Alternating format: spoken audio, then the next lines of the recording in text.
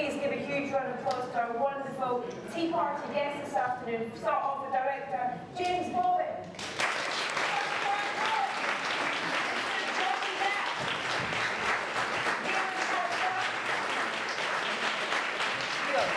Suzanne, Todd and Tim Burton. Yes? Very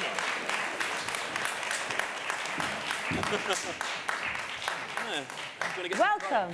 It's a lot of Thank you. Am I supposed to? Welcome. They're real, so dive in. James, I'd like to start with you, if that's all right. Please, yes. You can read this upside down. Yeah, exactly. Exactly.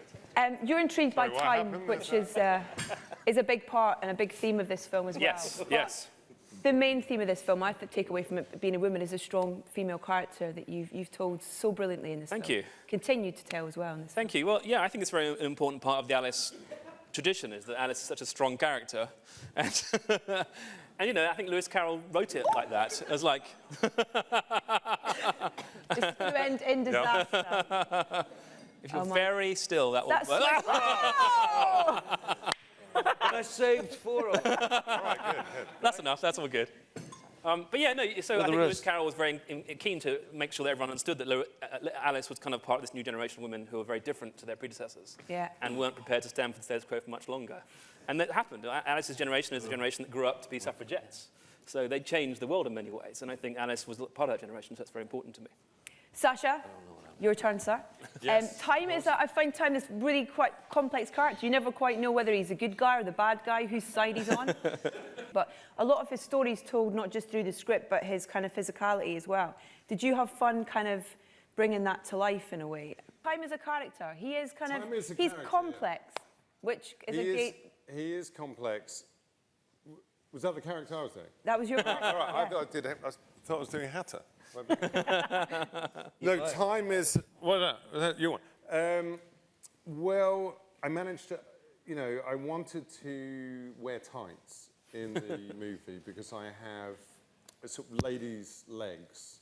And that's not a gender-specific comment. Yeah, exactly. So, thank you. And so it was very important for me to have a kind of tighted character.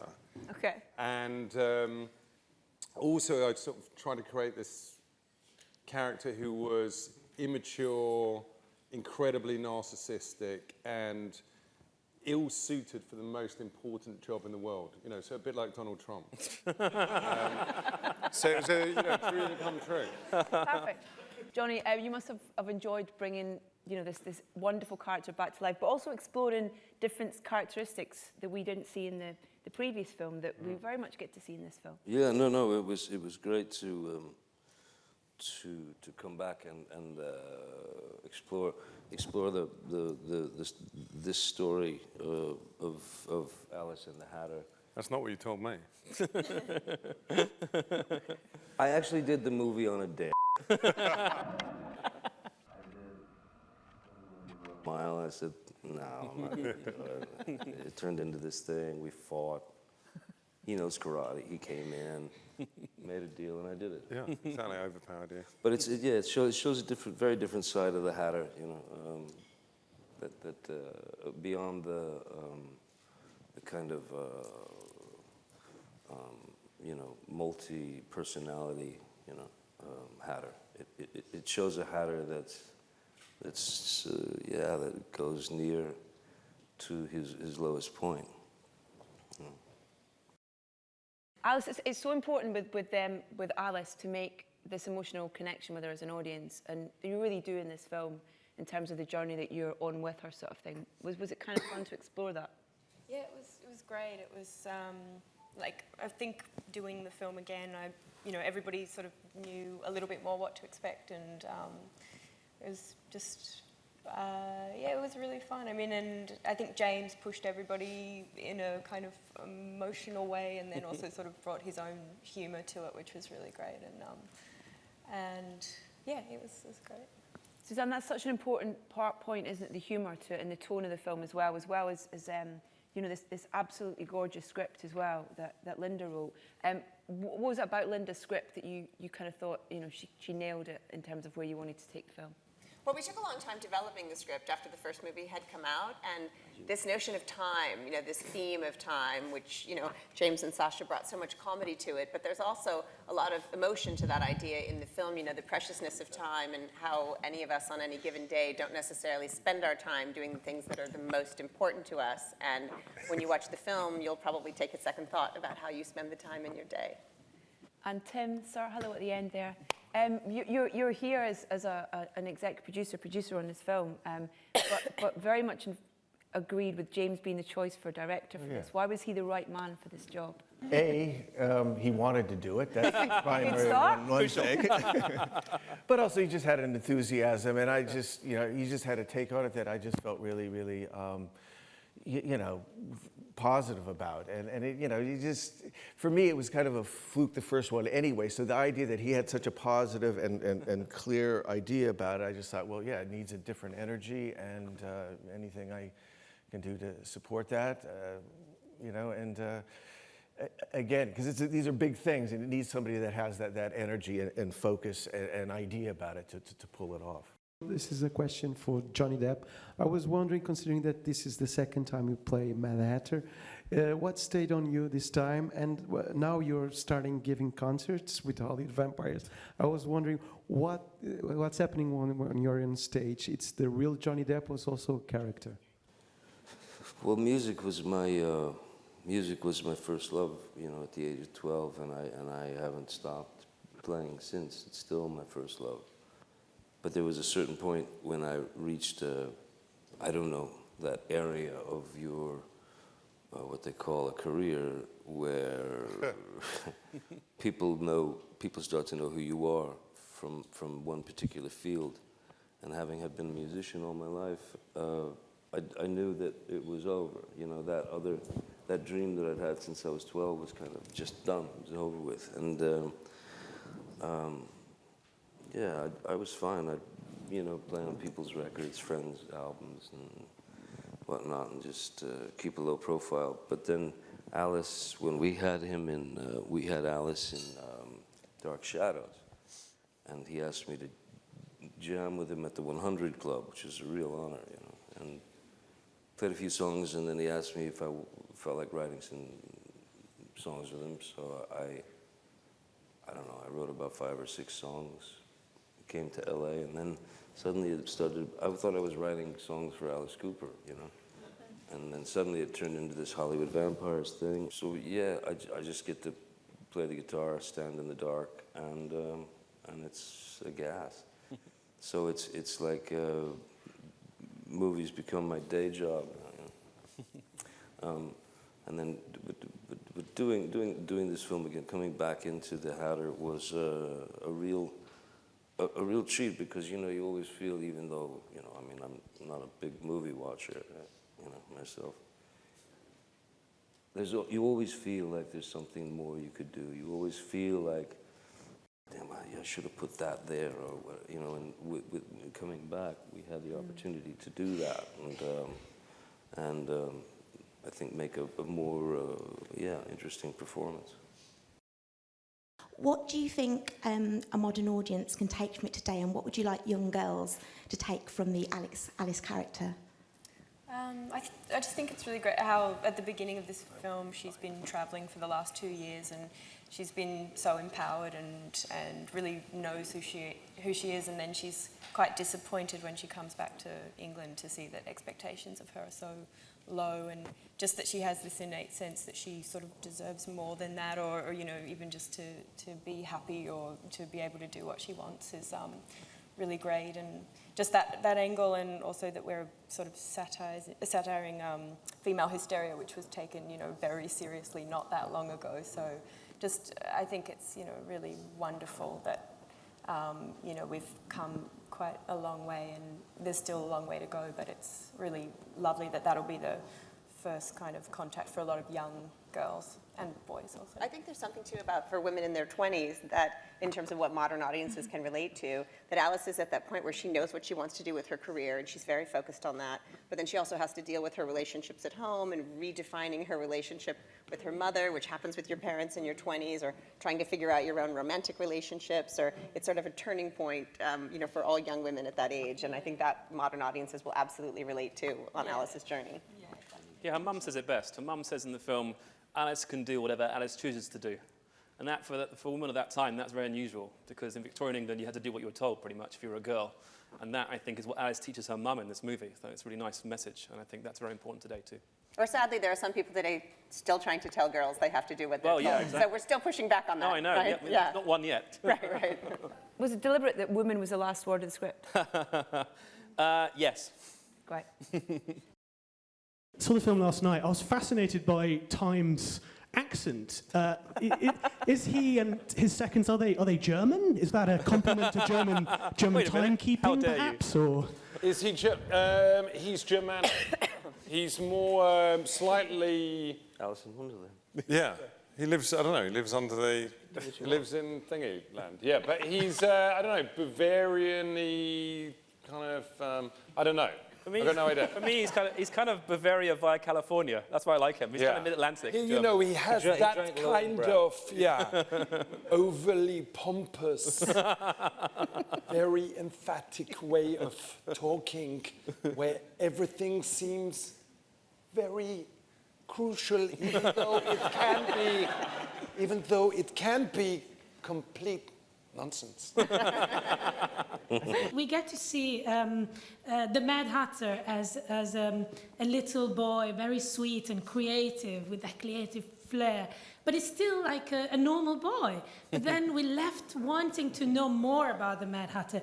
Maybe, what can you tell us about how did he get mad? And maybe, is there going to be a film about like a sort of prequel or standalone Mad Hatter film? Well, Harvey Weinstein made him mad once. Disney made him mad a couple of times. Something in the made him mad? backstory? Well, actually, the thing with the Hatters back in the 19th century was that when they're doing a beaver pelt top hat, the glue with all the glue that they used to put the pelt and to dress it up, it was rife with mercury, and so it ended up at that time. I mean, that Hatters actually, there was a thing. A lot Hatters started going a little, sideways. And they figured out it was the mercury, so hence the sort of the orange and the green and he'd spent his entire life around it. But that's a true story, yeah. Hatters used to go crazy because of the mercury.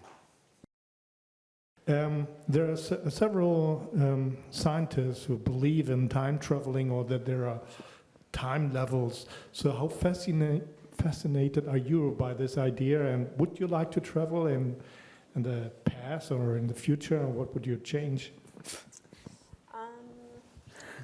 Probably all right, not traveling in time. It's not anything I really want to do again, I think. But yeah, I think it's, I like what the film says about time, which is that, it's very much about kind of accepting what's happened and that kind of freeing you to live a bit more comfortably in the present. And but yeah, if I did travel, I'd probably do something really boring, I would probably want to be 1 year old and have someone look after me and be in a pram or something. Well, I can do that. Okay. Maybe after this I'm free. Okay. All right, I'll do that. Thank you. You don't need to time travel. Thank you for that. Ask Johnny. If you could choose 3 people, dead or alive, to invite to a Mad Hatter's tea party, who would be there and why? 3? 3's hard. I don't know. Oscar Wilde? Yeah. He's got a good one. Charles Dickens? Yeah. Also very good. It's quite a highbrow Yeah, I know, it's a very chat, highbrow chat. You can't get someone slightly more low. And Charlie Chaplin. Nice. There you go. There you go. Mia, have you got 3? I would choose Patti Smith and Mary Shelley and Amy Winehouse. Oh, very good. Nice. Winehouse. Yeah, I like that. I have a question for Mr. Bobin and Mr. Burton. If you could tell us a little bit more about how you collaborated, because you're returning to this universe that was so distinctively created for the first time for the movies by Mr. Burton. Well, from my point of view, it was from the very outset. I remember going to see Tim in Vancouver to talk about making the movie, and he gave me a warning saying how hard it was. And did I listen? No, I'm still here today. But his amazing advice initially was don't shoot on green because it sends you completely crazy. So I didn't do that. I shot on blue. That was incredibly helpful. And then from that day onwards, he created such a beautiful world in the first movie. I felt very much we had to create this one within the parameters of that world. So, you know, in terms of like character design and location design, it was very helpful. And then, of course, script stuff. And then, actually, obviously, Tim lives in London. So he shot here in London too, which was very helpful. So he was around for that. So no, it was incredibly helpful for me because it's like, you know, it's his world. So I was just very pleased to be able to draw on his experience of it. But really important as well for you to make it your world as well. Yeah, no, for sure, no, because obviously I felt that this film is set in a different time period and it's set in different geographical locations. There's a certain different feel I could bring to it to a degree, but I felt it had to stay within the same universe, you know, in terms of course, the characters pre-existed, and I felt that Sacha's character had to very much fit in the kind of, paint box of those people. And so that's why we went with a sort of, I always think about silhouettes in character design. His silhouette is very striking, gigantic shoulder pads, and it's like, for me, it's like he designed it, because he's a show-off. And so therefore he'd want to impress people. My character. So his character, not so. No, so it just felt like he very much fitted into that world, so that was kind of good. There's the scene with which is the tea party that that time is at as well is fantastic, where all the characters are just ripping the. Oh yeah. Yes, every time pun possible. Such a great scene. Was that fully scripted, or was it? I mean, how was that kind of done? Some of it. I mean, these guys like talking. You may have noticed, especially together. And there's a whole. If you ever delve into the depths of the DVD extras, you'll find moments of the two of them just making the noise. At each other for about 5 minutes, which is. I think we did do one improv take during that lasted so long, and the studio was so hot. Yeah, it's because very it's blue screen, so it's just lights filled with lights. I think the camera melted. Yeah, basically the camera broke down. That's how long the improv take was. The camera broke down. They broke the camera. Which was probably about half an hour or something. Yeah, it was a long time. It was probably about 30 minutes of James just let Sacha and I.